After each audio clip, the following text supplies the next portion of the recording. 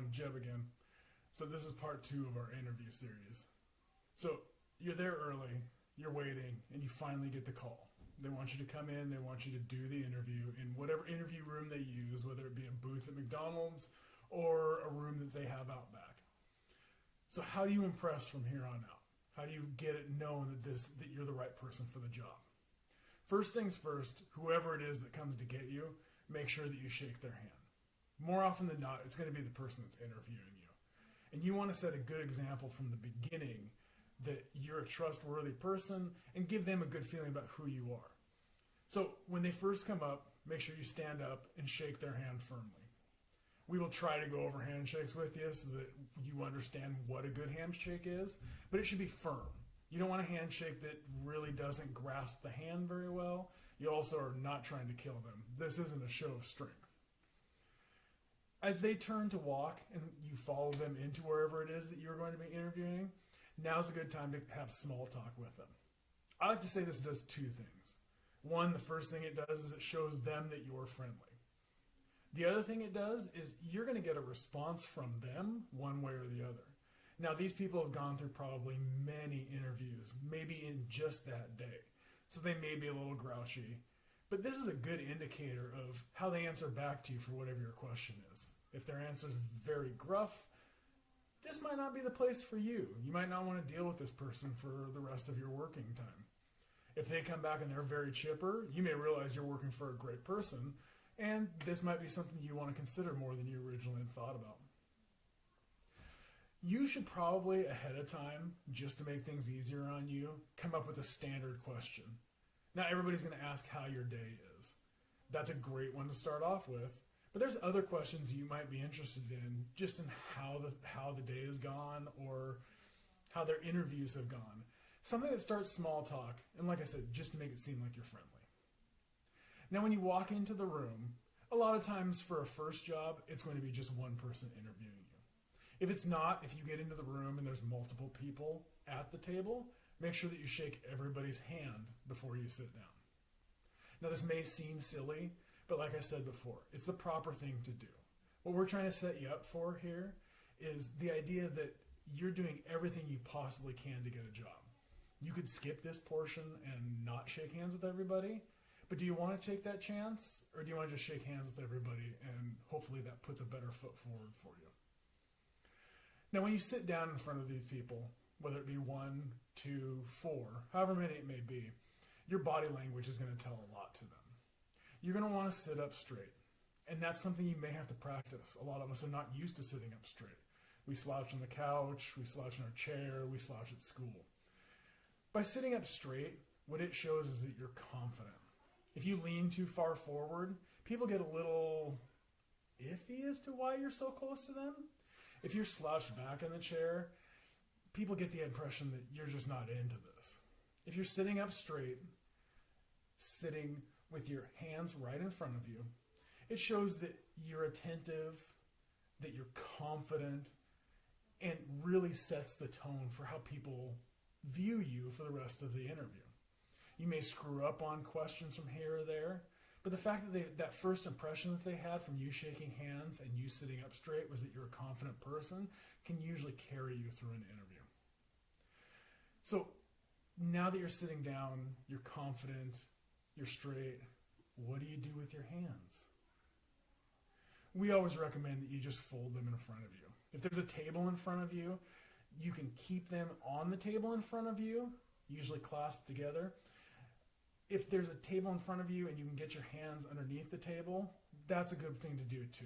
What you don't want to do is you don't want to see me talking to you and suddenly here's my hand doing this, and constantly the entire time I'm talking to you, my hands are constantly moving around. Because as you watch this video, my hands are really distracting right now. So if your hands are down in front of you, I'm better able to pay attention to you and what it is that you're doing. The other thing you want to pay attention to, sometimes people will put you in swivel chairs when you're doing an interview. It's a trap. Beware. You've got to focus on not moving when you're in the swivel chair.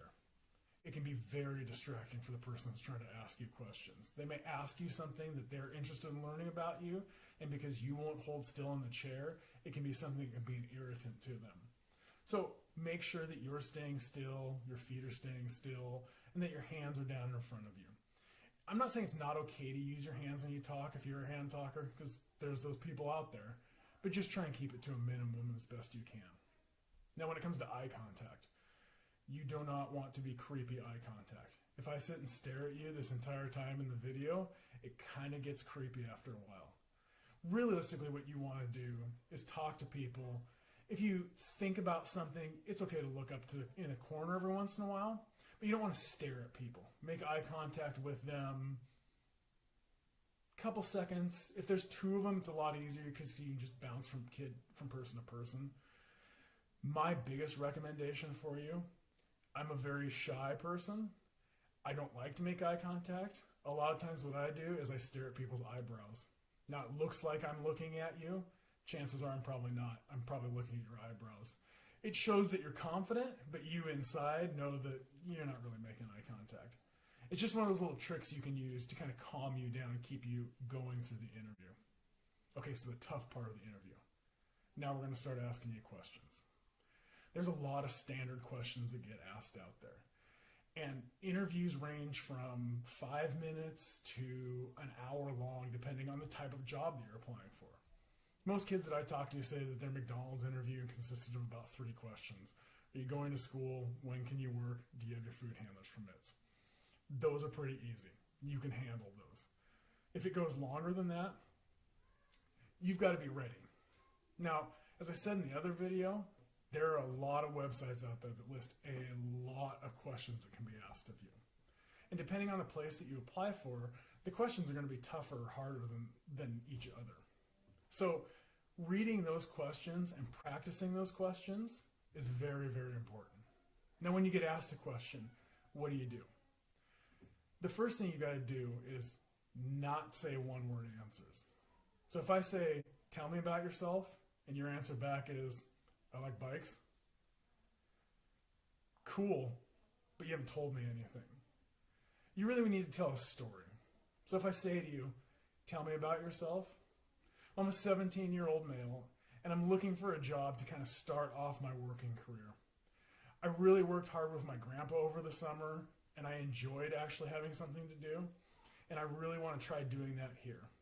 When I'm not here, what I like doing is riding my bike around town. I like my BMX bike, and occasionally I like to go mountain biking up in the hills. Part of my money would probably be used to support buying new bikes, to be honest with you. Now, what did I do during that? I told more of a story. I started off with kind of what I've done over the summer and why I would be good at this job, and then went on to like what one of my interests are. I also injected a little bit of my personality into the answer as well. Now, you're going to get a lot of questions asked to you, and that's why practicing these questions is very important so that you have that ready to go. Now, are you going to look at every question that can be asked of you? No, probably not, because you're dealing with a human, and they're going to have different questions for you based on who they are. So what do you do if you get a question that's completely out of left field and you didn't see coming? One of the first things that you want to do is you really want to say something in return. So if I say, what would you do if there was a grease spill in back? What do you feel like the protocol would be? And you had no idea that question was coming. If you just sit here in silence,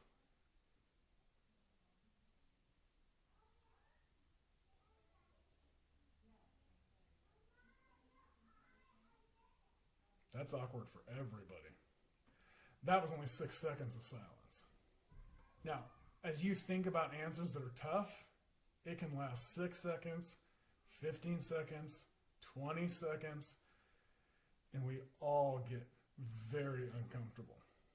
So one of the first things you want to do is use what I like to call a placeholder question or a placeholder statement. Now, if I were to get asked that question, the first thing I would say is, wow, that's a very good question. And in my head, even though I'm automatically saying, wow, that's a very good question, I'm already trying to figure out what I would do if there was a grease spill and what the protocol for that would be. And I'm not even thinking about what's coming out of my mouth. I'm already trying to figure out what my answer is going to be for this. And a lot of times, they're not asking you exactly what you think the protocol is for a grease spill. They're asking you, what do you think you would do? Because what they want to know is, if you have to make a decision, what's your decision-making process?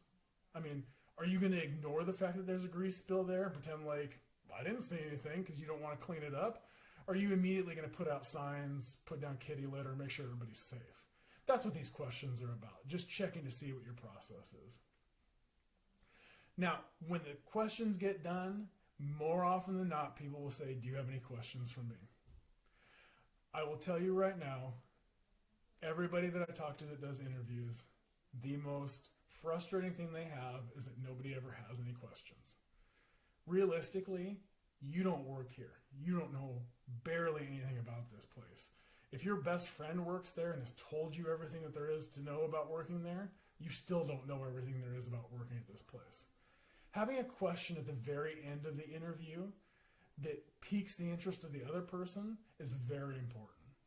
One thing I always recommend is that you ask questions about the person. So why did you start here? How did your career go? Are you happy that you worked here? What's your favorite thing about working here? People spend all day asking questions and listening to responses, and they don't get a lot of time to talk about themselves. Now is the perfect time to give them that chance. People love to talk about themselves. Anytime you ask me any question, I love to talk about anything about me. So if you ask them questions like that, it makes people remember you. Oh yeah, that's the person that asked me about me during the day. I really liked them. They were wondering what I was about. So always have a question at the end. If it's about them, if it's about you, what hours are you going to work? How many hours a week can you expect? What does your pay start out at? Always have at least one question. If you want to ask multiple questions at the end, that's fine too. Because the reality of it is a lot of times we view an interview as the business trying to decide if they want to hire you. But an interview is a two-way street. They're trying to figure out if they want to hire you. You also should be trying to figure out if you actually want to work there. Now, a lot of the interaction that we talked about beforehand is going to give you a clue as to whether you want to work there. But those questions at the end, they're also going to tell you whether you want to work there or not. And not only are they going to tell you whether you want to work there or not, they are very, very impressive to the people that are asking you questions. So what's the final thing that we do when we're done with the interview? You're all done with all your questions. They're all done with all their questions. Shake hands again. Make sure you leave that lasting impression with people that they understand who you are from beginning to the end. So make sure that those handshakes are firm, that they're confident, and walk out of that room knowing that they're going to be calling you back pretty soon.